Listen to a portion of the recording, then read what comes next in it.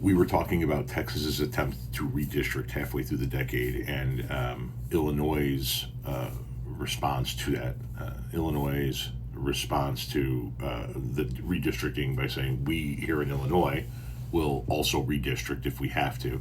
And I was talking about how both Texas and Illinois have already gerrymandered their states to hell and back. How Texas has been gerrymandered by the Republicans, and how Illinois has been gerrymandered by the Democrats. And this person here says, seems to me both states are equally in the wrong.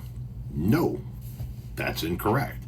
Both states are equally in the wrong for their initial gerrymandering. Illinois is wrong for gerrymandering its states in order to disenfranchise Republican voters, and Texas is wrong in gerrymandering its state to disenfranchise Democratic voters. Where Texas becomes more wrong than Illinois is Texas's attempt to redistrict halfway through the decade, 2025, instead of waiting for the next census in 2030, in order to manufacture 5 more seats on the orders of the president.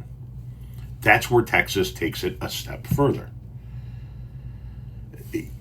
They were both equally wrong in their initial gerrymandering. Absolutely. Illinois Democrats are just as guilty of disenfranchising Republican voters in Illinois as Republicans in Texas are as guilty of disenfranchising Democratic voters in Texas.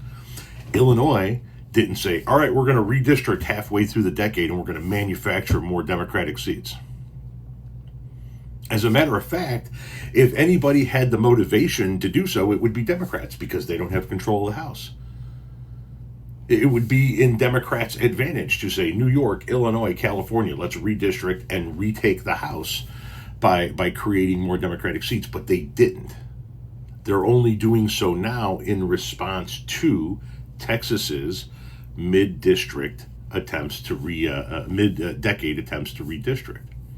So they're not equal in their wrongness. They were equal in their wrongness, and then Texas said, no, hold my beer. We're going to be more wrong than you could ever imagine, and we're going to do this halfway through the decade.